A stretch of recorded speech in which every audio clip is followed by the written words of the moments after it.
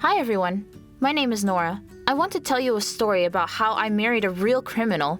You want to know more? Then listen and watch till the end. I was born into a big family. I have 5 brothers and I'm the only sister. And I'm the youngest. And as my father says, the most spoiled. My brothers and parents always helped me out. I really felt like an untouchable princess. My father always told my brothers that no matter what happened in life, they had to always support me, protect me from anything. And they really did try. Since then, several years had passed and I had grown up. I was no longer a child, but a teenager who explored everything around me. I was very interested in boys. I tried to talk to them, but my brothers hardly let anyone within a mile of me. I was really angry for this. Every boy I met didn't make it to the first date because my brothers wouldn't let it happen. No matter how much I fought with them, no matter how much I complained to my parents, no one would say anything. And my dad would say stuff like, "They're trying to protect me." Full of anger, I ran into my room and my friend Mary called me to go to a movie. A movie? At night? I wanted to, but I knew I couldn't go because they wouldn't let me. And then she told me that her boyfriend Richard and his friend Al, who wanted to meet me, would be there. That annoyed me even more. What could I do? That's right, escape. I pretended to wash up before bed, said goodnight to my parents, and climbed through the window myself.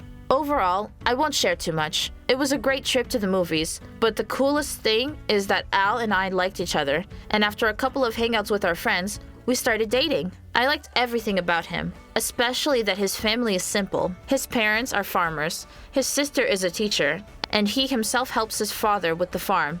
My family had a big business for years, and my father does everything he can to keep it going.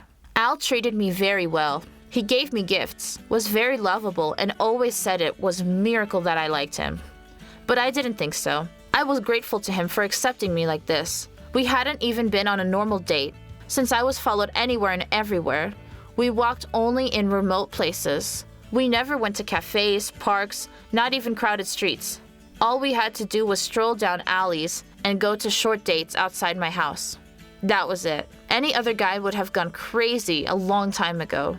I was happy. It was great, as something happened soon after. One day when I came home, I noticed Mr. Rossi, who was my father's very old business partner. I said hello to him and went to my room. After he'd left, my father invited me to talk. "My dear, do you remember Mr. Rossi? Him and I are business partners." Anyway, he didn't come over to smoke a cigar. He asked about you, Dad said. "What? What about me?" I interrogated. "But why? Why did he need me?" Then Dad replied that he didn't need me, but his son did. "What?" I asked with horror. My father said that he was now looking for the right person for his son, and that he immediately thought of our family, because he had known us for a long time. As soon as I started to protest, my father tried to reassure me. He said that he came from a good family, that there would be no better boyfriend. Also, he added that they are super rich, so I could live a rich life.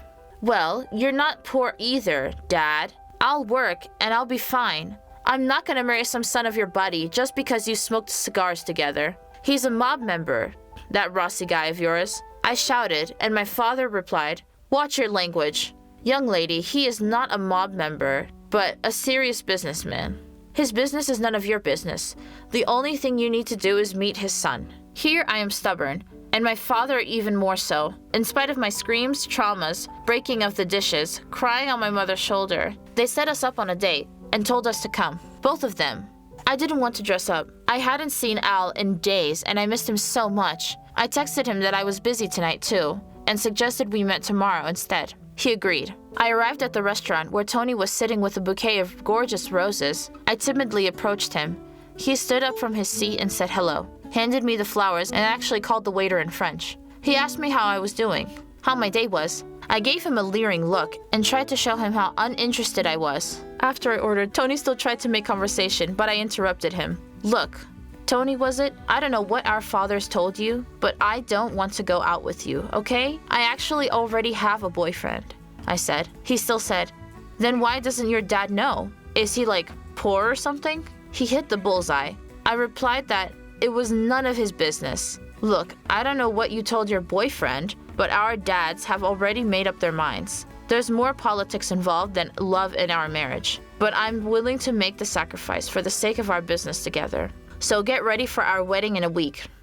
The evening dragged on endlessly, but then he brought me home, and I almost kicked the door down to my father's office. "Have you decided already? You probably already planned everything, haven't you? Why does Tony know and I don't, huh?" I asked angrily, and my father replied, "Because it's going to be your business. The business of your family with him. So you can live well and we'll help in any way we can." My last word was that I wouldn't marry Tony for anything. Dad just slammed his hand on the table, and I ran off into my room.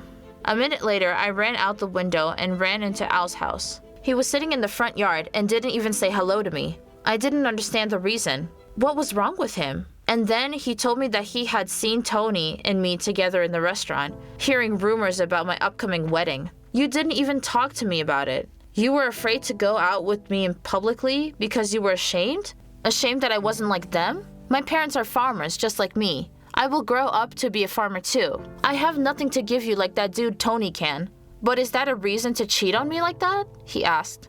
I tried to explain that it wasn't what he thought. I could explain that he misunderstood, but he wouldn't talk to me. Al left. I was left crying.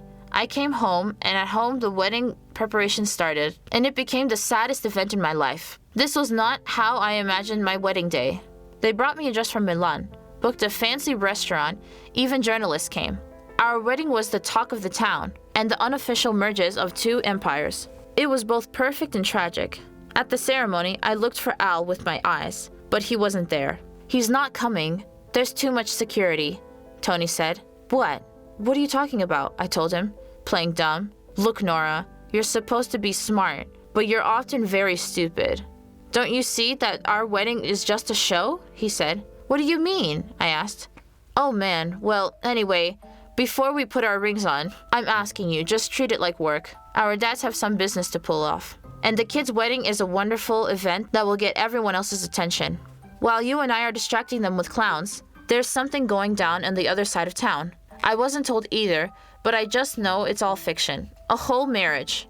So let your boyfriend's plans relax. We'll be divorced within a month. I promised to sleep in the other room, but I still have to kiss you now, for the people, you know?" Tony told me. I couldn't believe this was all happening.